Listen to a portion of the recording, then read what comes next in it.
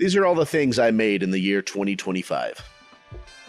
2025 was a very difficult year for me, but I'm very proud of the creative projects I still gave myself and pushed myself to do and come up despite being so down for a majority of this year.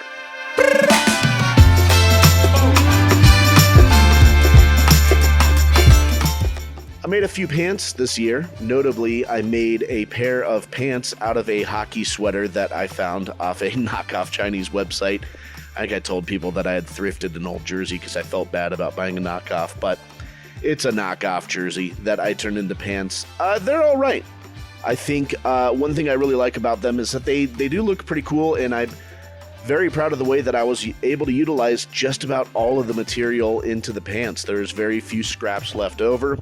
Doesn't help that I'm a big guy, so I needed a lot of fabric to begin with, but I feel like it's a cool way to utilize it. Of course, I was inspired by people like Christian Juszczyk, who does all her jersey flips and game day fits, most famously the Taylor Swift puffer jacket, but she does a lot of other really cool thrift flips and flips with her husband's jerseys too that inspired me to make these pants, and so I thought it was a fun project. Things that I don't like about it is they are a little uncomfortable. Just the material itself feels a little rough on the skin, and I think I could have been better with my foresight on how to use the patches and the names and the numbers. I kind of just did it as I went, and I think having a better plan ahead of time could have fixed that. Also, I think I could have just been better about stitching it in general. I did straight stitches for all of it, and the numbers are starting to fray in certain spots. Part of this is bad stitching. Part of it is just bad material. It was a knockoff jersey. It's knockoff material. Some of it's just not going to be good, but I could have been better about how I attached it to. So it's a little bit my fault, a little bit of fault of the manufacturing, but really fun. And I actually have another white jersey that I want to do into another pair, so I have a chance to kind of fix that. And I think what I'm going to do is probably stitch it over some fleece or over some other very comfortable material, so that way when I wear it, it won't feel as bothersome on my skin. So I do like it, though. That is something that I do keep in my closet, so that's a closet make. Earlier this summer, I made some neoprene shorts. When I had started the PLD channel, I wanted to make a video about neoprene and the history of neoprene and how it became a fabric and then make something out of that fabric, and I ended up with shorts. They're not that great. I don't like them. I haven't really worn them since. They are kind of comfortable, the material itself.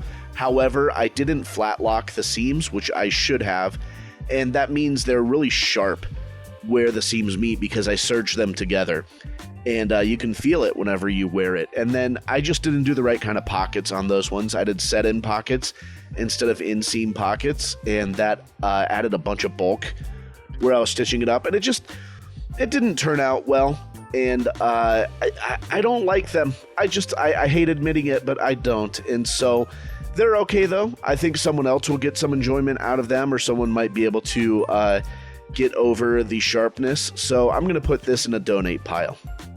Earlier this year, I had a comedy show called Fashionably Laugh, where Lady J and myself are both fashion-forward comedians and decided to do a show centered around that idea. And I thought it would be fun to give myself a challenge to make something for that show. Unfortunately, I didn't think about that until about 2 days beforehand, so I had a 48-hour project to make something for the comedy show, and I decided to do this lace jumpsuit because I had some lace material from a curtain that I got from IKEA ages ago that was just kind of sitting around in my closet, not being used. So I thought that was a good way to use that. The idea was fun. The video was fun. That was one of the first videos I did with PLD as well. And the idea was there. It just, the pattern didn't come out that great because I rushed through it. I really just took a pants pattern and I took a bodice pattern and kind of hacked them together to make a jumpsuit and didn't really test it before sewing it, and the crotch is really front forward, so where the crotch seam meets, it's pretty high up and it just sits weird. And then I did the lining of the jumpsuit way too quickly too. I didn't hem the inside, and you can kind of see it when you look at it. When it's on stage and I'm far away from everyone, it's not too bad, but when you get close up, I don't like the way it looks. The idea was there. I think it was a fun project and a fun challenge and so I'm proud of that. And then I also did things like lining a sleeveless garment was pretty fun and different. So those challenges were great, and I'm glad for what I learned doing the project, but this is a repurpose. I don't think anyone is going to get any enjoyment wearing this. I'm not going to like it, and so I think it's something that I'm going to put back into the pile and cut up and turn into something else. This year, I also started a new TikTok series called Making Clothes to Attract a Goth Girlfriend. I made 2 projects with that one. The first one was a double plaid shirt. It was an idea another comedian gave me from some designer that he had seen, and he wanted me to make one for him. I still haven't done that, but it seemed like an easy enough project to do out of thrifted materials to make my first video. And it was a very easy project. I took 2 shirts, I cut them at the hem, and then sewed them together and dyed them. A very easy project, but really fun and something that I still do wear to this day. Now, because it is a little tight on me, I can't do the double buttoning up, or else it really shows how fat I am. The buttons are ripping out when I do that, but I can button up one of them and wear the other one, which is fun, or I can keep both open. So it is kind of a fun look. Because I, stitched them together at the hems, it did shorten it a little bit, and so that hem rides a little high on me. So the fit is fine. I'm not sure how much I'll keep wearing it. I think I need to lose weight before I can keep wearing it for it to really look the way I want it to look, but I think someone else will get a lot of enjoyment out of it. And that was the original idea of making clothes to attract a goth girlfriend, is that I would make clothes for someone else, for a potential goth girlfriend, for her to wear and for her to have. It wasn't until I made it and all the comments said, no, we thought this was, you were making stuff for yourself to look attractive to a goth girlfriend, which I should do that too. But the original idea was to make it for someone else. So this one, I think, is a donate one, and I'm proud to donate it. I think someone will get a lot of enjoyment out of it and a lot of mileage out of this one. The next video I did was a patchwork skirt. And this one was a fun project, but I went a little overboard on it. And that's because I wasn't making it for any particular person. The double layered shirt I was making for myself, so I had a live model to kind of try it out as I was going. I didn't make that skirt for anyone in particular. I just looked up a few measurements online and really kind of just guessed my way through this one, which was both successful and not successful. There are a few steps I skipped, like not putting interfacing in the waistband. I thought I could get away with it. It's a little flimsy.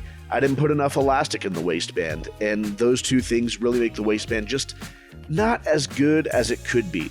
The biggest crime I committed, though, is that I went way too long on this thing. I think it's 42 inches high, which is basically a dress. That's not a skirt. That's a dress or a skirt with someone in some monster heels, which... that's pretty cool. So, it's a good look. And I did add things like pins and some ribbon to make it a skirt hikes. But I got kind of overambitious with this one and didn't really plan it out that well. I think it's still wearable. I think it still has a cool, rough DIY aesthetic to it that looks really cool with a lot of people and the right fashion. So I think it's still usable, but I think I need to make sure to really plan out these projects ahead of time instead of just kind of going with the flow. I'm not good enough yet to pull that off. This year, I made 4 starter jackets, which is pretty fun. The first starter jacket was one made out of drop cloth from Harbor Freight, and that was because I was still figuring out the pattern and I just wanted cheap material to figure out how to do that and to make sure my pattern was right. But this was the one where after I finished it, I realized the pattern was ready to go. And because of that, the drop cloth is still with me and I still wear it from time to time. It's pretty good for that kind of like getting cooler weather, like 50 degrees, 45 to 50 degrees, and a slight breeze where it's like that springtime, early springtime kind of weather. I really like it. It's a lot of fun to wear. I had a friend dye it for me, so it's got this cool pink and green kind of color to it. However, because it is drop cloth and cheap fabric, it's not designed to be cut and sewn, and it does fray quite a bit at a lot of spots. It's technically not finished either. Like, I don't have any waistband for that one, and the cuffs are just kind of quickly done together. Again, because the idea was just to get the idea of this done. And so I'm going to keep wearing it. I just don't know how much longer it's going to survive. But that one is a closet make, so I'm pretty happy with that one. The second one I made was out of some vintage curtains that I found off Facebook Marketplace. I'm very proud of this one. I was super excited to get this one done. This was a project I had in mind in 2024, so to be able to finish it in 2025 did feel like a end to a long project. The day I finished the project was actually the day I got laid off from my job, which was a whole range of emotions to finish a project I'd been working on for so long. I got laid off from a job that I wasn't happy at anyways, but also it was a consistent and steady paycheck. But yeah, so I was going through it that day, but it was fun to get that one done. It's very warm because I lined it with Thinsulate, and the Thinsulate is rated for, I believe, 0 degrees Fahrenheit, so it's warm. That is a jacket for the coldest of days. And the fabric also doesn't breathe, so there's no wind gets through that thing. So for nice windy days, it's a fun one. The hood is lined with that Thinsulate, and then it's like when you put the hood on, because it's so deep and because it's lined so thick, it feels like you're in a sound booth or like a vocal booth. Like all the sound dampens and you can like hear your own thoughts. It's kind of eerie in a way, but really fun. That is a closet make, 100%, one of my favorite makes of the year. A few months later, I had started my PLD channel and I wanted another video to make where it was a project-based one. And so one that I wanted to make was that I never make my jackets before the winter. It seems like I always make them by the end of winter. Case in point, that last starter jacket was done in March. And, that's when the weather was starting to warm up. So I never had a chance to wear it. And so I wanted to do another one where I had that kind of same premise of like, I don't make jackets before the winter. I should probably do that this time where I make a jacket for this winter, before winter. And I did that with this next starter jacket, the 2.0, which I made out of some curtains. Again, you'll see a theme there. Some curtains that I found for free off Facebook Marketplace, which makes me wonder if I had gotten like stolen curtains or if they're contraband or something like that. I have a friend who owns a heat press, so he was able to print out and put my logo onto this one, which is really cool. And so, yeah, I made that video, and it was really cool to have that project done. The idea, again, was to finish a jacket before winter, and I did it in like a weekend in August, so I was way ahead of schedule on that one. But it's super comfortable. It's not as warm as the other starter jacket, which is great, which means I can wear it in different kind of climates. So that one is better for like when it's like 30 degrees to 40 degrees. That's kind of the best time to wear that one. It's like a little bit warmer hoodie, I think is the best way to describe how warm that jacket is. The picture that I'm going to show you right now of me wearing it is actually right after I finished it in August when it was still so hot. And a buddy of mine had an opening at a comedy show, and I needed pictures, and he was doing pictures, and I thought it would be fun to kind of get a picture of me doing stand-up in that jacket. And so I was sweating so bad, though. You can't see the audience, but everyone else is in shorts and T-shirts and fanning themselves, and I'm sweating my butt off in a starter jacket because I had to look pretty. The last starter jacket I did was a commissioned piece, which is pretty fun. My brother is a influencer on Instagram and was invited by BYU TV to be on their pregame show before the BYU TCU game. And so my brother asked me if I would make him a starter jacket to wear on the show. And that was really cool of him to ask me to do. And I was happy to make that for him.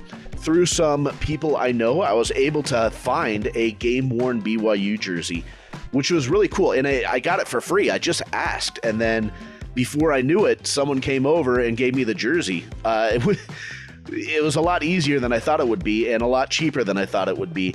I can't guarantee it's Parker Kingston, but it is his number. But I can't guarantee he wore it. But it is game worn because you can see a lot of damage on the jersey as well as some different coloring. There's some red coloring on there and stuff that you wouldn't see from a BYU field because they hate the color red. So it was cool to be able to find that. And then again, heavily inspired by Christian Juszczyk and the things she does, I found a way to incorporate that jersey into the stripes of the starter jacket. And that was really cool. It was my first time working with Ripstop.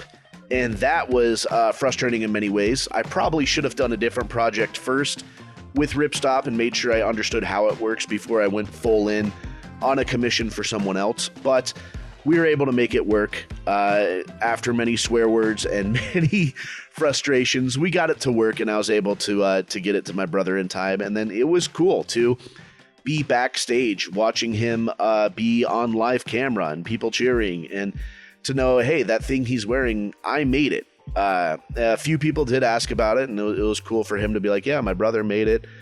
It was a great moment all around, and one of my favorite moments of 2025 was making that jacket and that weekend with my family. I also made a patchwork cropped denim puffer vest this year. That was a pretty fun project.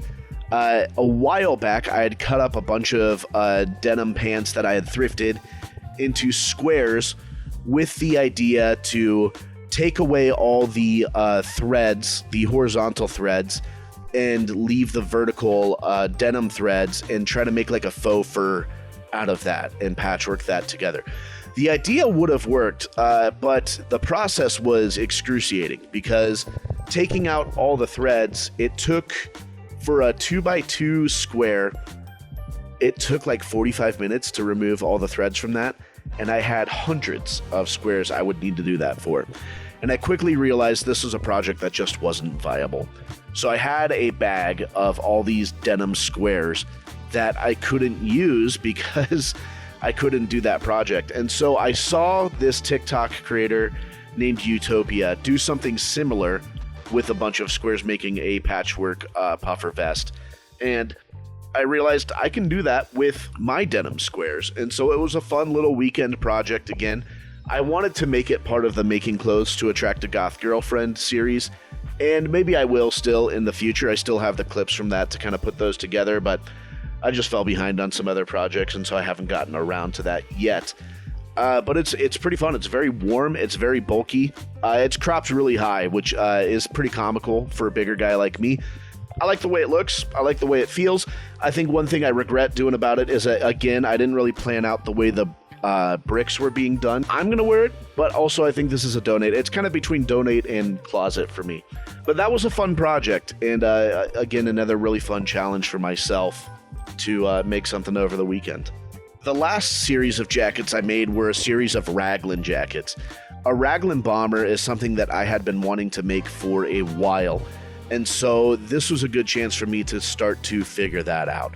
I had found this cheap fabric on sale at Hobby Lobby that I actually meant to make high-waisted pants out of, but they didn't have enough fabric for me. I got the last of that bolt, and it wasn't enough for the pants, so I decided to do this raglan bomber out of it instead. And that was fun. It is a little short. The sleeves are a little short, but I nailed the pockets. I'm so proud of those pockets. I nailed those pockets. But the sleeves are a little short that when I bend my elbows, the wrist goes way too high and it's a little too tight. And so it's not my favorite. And I do worry that it is too short, that it's going to be the same problem for anyone else who wears it. So I am hesitant to donate it because I'm not sure it's going to be right for anyone who wears it. I wear it every now and then. It's a good, again, kind of like cooler weather, October kind of jacket. Yeah, it just, I don't like wearing it too much because whenever I bend my arms, it really rides up and gets tight on my forearms. And so I think this is going to be a repurpose one. We're going to cut it up and we're going to use it for other projects. After the first raglan bomber, I decided to try again. And this time I bought a bunch of bandanas off Marketplace from someone for like $10 for a pack of like 24. And I thought it would be fun to do this bandana bomber. I got the idea because of a show called The Hype on HBO where someone made a puffer jacket out of bandanas. It was fun to do all the different colors instead. On the front, I did the colors cyan, magenta, yellow, and black because those are the printing colors. I like the printing colors. I work in marketing. I work in design. And so it's a fun little callback to that. And then on the back of the bandana bomber, I did the colors red, green, blue, and white, and that's because those are the digital colors. It was fun to patchwork it together. I think one thing I should have done is put some stronger insulation in it and quilted the bandanas to the insulation because it is a little weak where the bandanas are sewn to each other, and I think sewing it to some insulation would have added some strength to it. I just don't know what the longevity of this bomber is, but it looks really cool. Really happy with it. Again, the sleeves are just a little bit too short though, but because I widened the wrist, it's not as uncomfortable, and so I do get a lot of use wearing this one. A lot of fun. That's a closet make as well. But then the final jacket I made this year was also a raglan jacket. This is my favorite make of the year as well, and that is the ski-ish jacket is what I'm calling it. It's not exactly a ski jacket, but it's heavily inspired by ski jackets. In fact, the idea came when a guy I work with was wearing a ski jacket and had that high hood that kind of covers the face as well. And I was just so obsessed with it, and I kept looking at his jacket, and I was like, I gotta learn how to make this. So I went home, and I started drafting a few different hood patterns, and then I took some scraps from the starter jacket I made at the beginning of the year, and made a hood out of that, and then just kept kind of playing with a pattern, and putting it on my head, and literally pinching it, marking it with a marker. As the saying goes, if it's stupid and it works, it's not stupid. So I kept doing that until the hood fit. And then by the time the hood was done, I loved it so much that I thought, let's make a whole jacket. So this started as a hood and then became a jacket. And so I took that raglan pattern, and I wanted a bigger jacket that I could like wear a hoodie under. Something for like cold weather, or something I could wear skiing. And again, this fabric isn't made for skiing, so that's why I'm hesitant to call it a ski jacket, but it is inspired by those ski jackets, and it is inspired for that colder weather scenarios. So I added a ton of ease into this one. I think I added 3 inches, so it makes it very bulky, but very comfortable and very warm again. And so it's not as warm as the starter jacket. That Thinsulate is the warmest insulation I've done, but the batting in this one is still pretty thick, and it does make it a pretty warm jacket, and the fact that wind doesn't get through it easily also makes it great for scenarios where it gets windy outside. And it's fun to cover my face in it. I have to be careful because my beard gets caught in the zipper if I don't zip it up right. So I kind of have to like sink my chin in and then zip it way out in front of me and then put my head in, which is pretty funny. That was my favorite make of 2025, and it is easily a closet make as well. 2025 was a hard year for me. I'm not going to lie. In March, I got laid off from a job, and then I was unemployed for 8 months. In June, my partner of 2 years that, we were in love, we realized that we weren't happy away from our homes. And so home for me is here in Utah. Home for her was in Texas, and we couldn't just keep moving to make the other person happy. And so we made the decision to break up so she could be happy as well. And she is. And I feel like I regressed as a comedian as well. A lot of shows I was looking forward to, I had to cancel because we had no ticket sales. And then I just didn't put in the time and energy that I used to into this. And I feel like I just got worse as a comedian. All those things made it a very difficult year for me. But sewing is something that can help take my mind off of those difficult things and really put my time and energy into making something and trying to be productive and creative and putting that creative energy into the world. And it lifted me out of some dark times. And so I'm grateful for sewing. I'm grateful for the projects I made to help me get through those harder moments of this year. Thank you for watching. I hope that you enjoyed. I've got a lot planned for 2026, but I'm going to do that in a separate video. Thank you. Peace, love, dopamine.